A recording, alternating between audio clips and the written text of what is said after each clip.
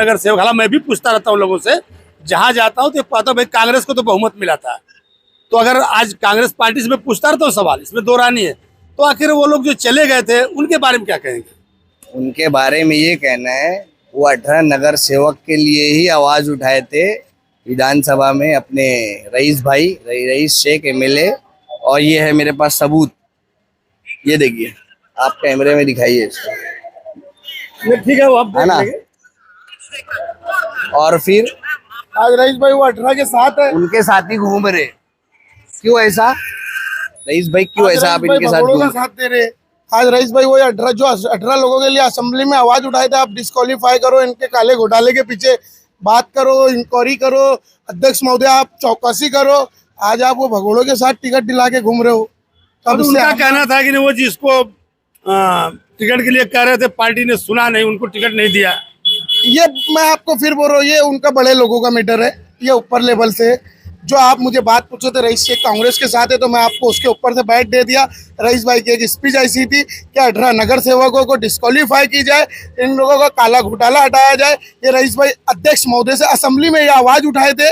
और 14 से और यहाँ पर कांग्रेस की रैली यहाँ से निकल रही थी और वार्ड नंबर 14 के कुछ प्रत्याशी और साथ में उनके समर्थक बड़ी तादाद में हमको दिखाई दिए।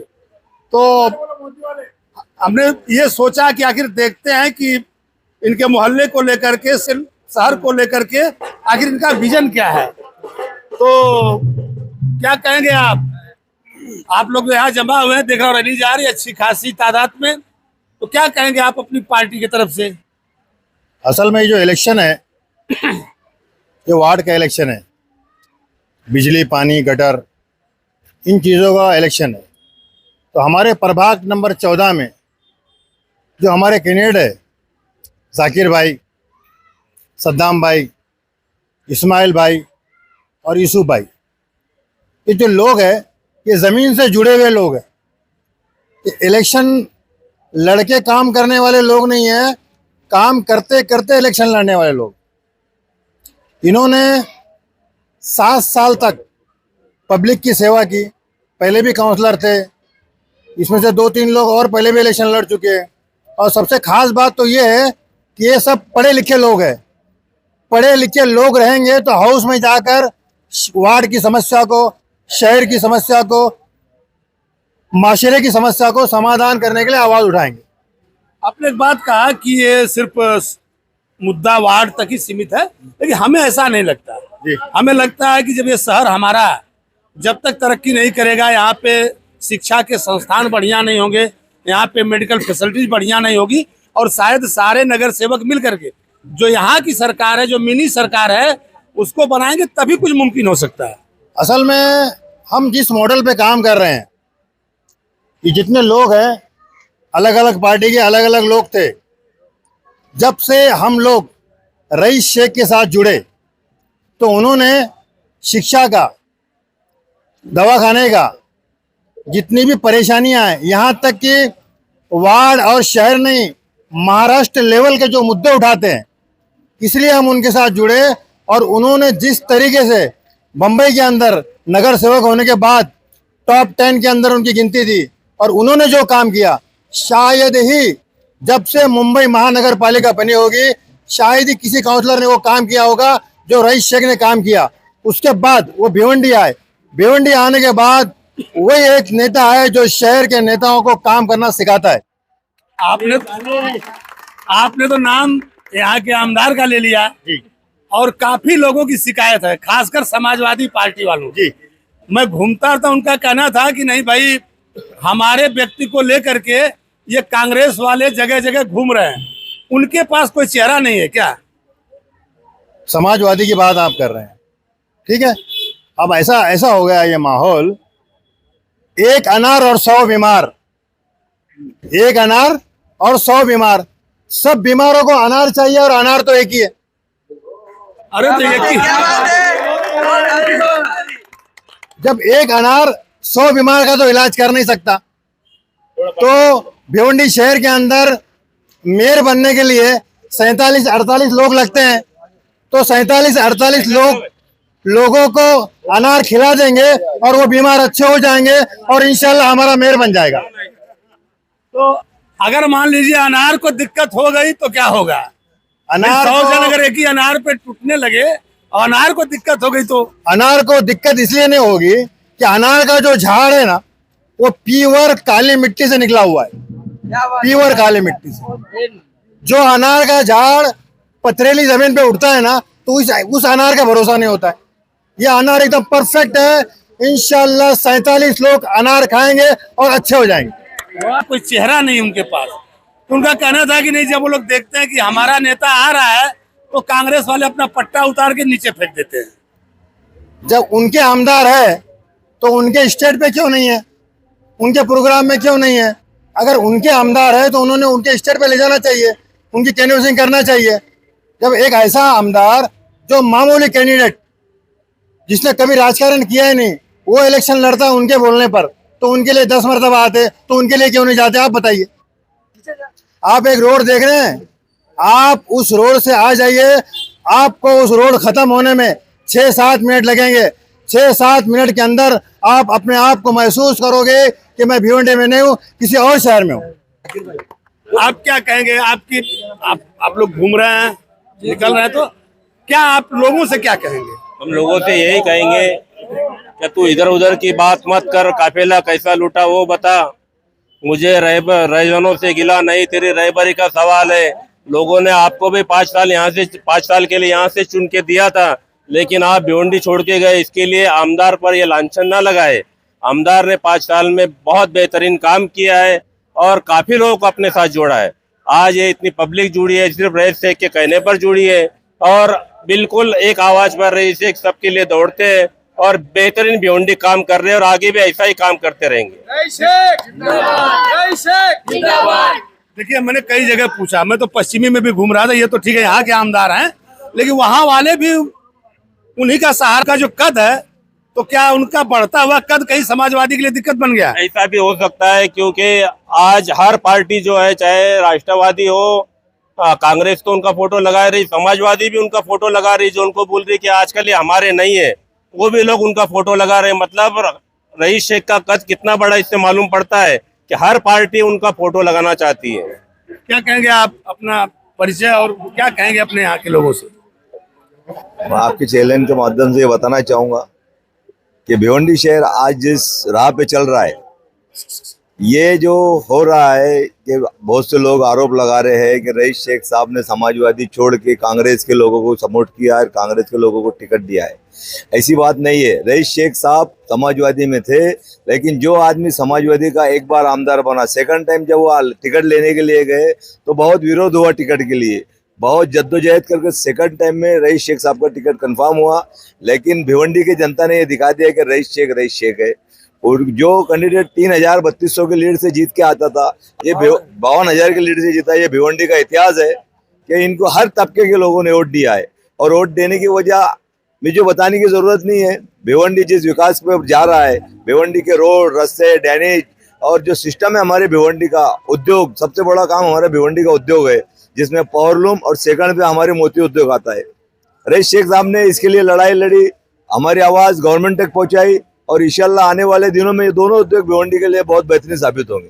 लोगों का कहना है कि आखिर यहाँ के जो नेता हैं वो भी अपना काम कुछ करेंगे, दिखाएंगे कि बस रईस शेख के नाम पर ही लोग चलेंगे। देखिए, ये भिवंडी का जो नेता है, जैसा मैं खुद हूँ यहाँ पे, मैं इससे पहले भी नगर सेवक था, उसके बाद 4 साल जो है कोई नगर सेवक पद नहीं थी पूरे भिवंडी में। भिवंडी समझ लेना अनाथ थी। हमारे जो 2.5 साल गया कोरोना में गए, पूरा भिवंडी जानता है 2.5 साल हर नगर सेवक का कोरोना में गया है।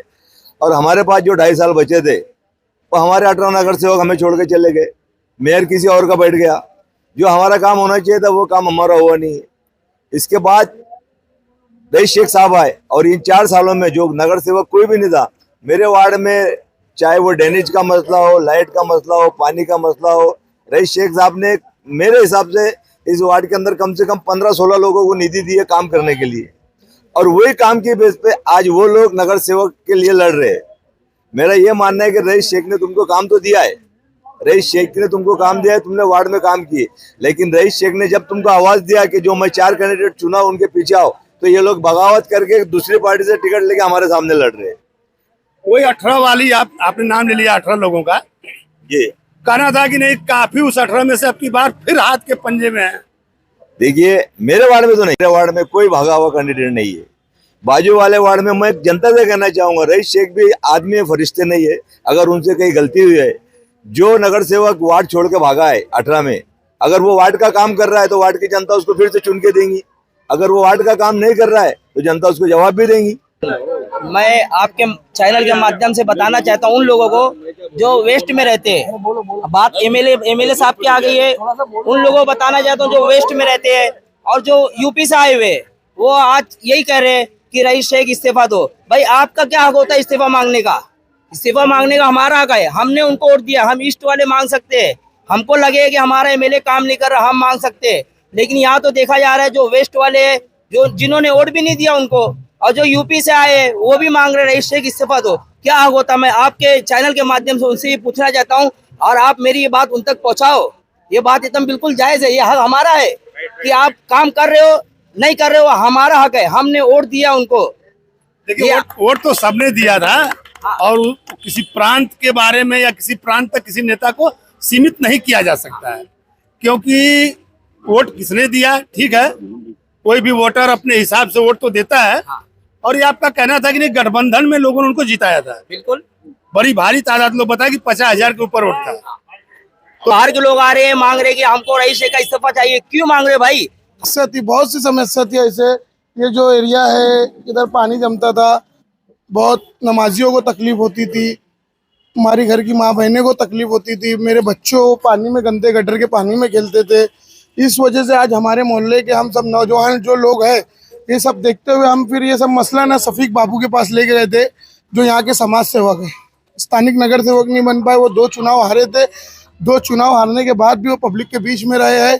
तो इस वजह से हमारा जो वार्ड है 11 नंबर वार्ड बुनियाद मस्जिद के तरफ हम जो भी बच्चे हैं यहाँ शफीक बाबू का सपोर्ट कर रहे हैं, इसकी उसी का हक, ये जो वोट है हमारा ये उसी का हक है, हम उसी को वोट देंगे। 4 वोट पूरा साइकिल पे गिराएंगे। समाजवादी पार्टी से हमारे बाबू भाई लड़ रहे, हम कोशिश करेंगे कि उनको ज़्यादा से ज़्यादा बहुमत से जिताए क्या, और इंशाल्लाह वो नगर सेवक बनेगा तो वार्ड में बहुत सी चीज लाएगा। जैसे अभी एजुकेशन को लेके बहुत मसला है, यहाँ के स्थानिक नगर सेवक को किसी को कुछ परवाह नहीं है।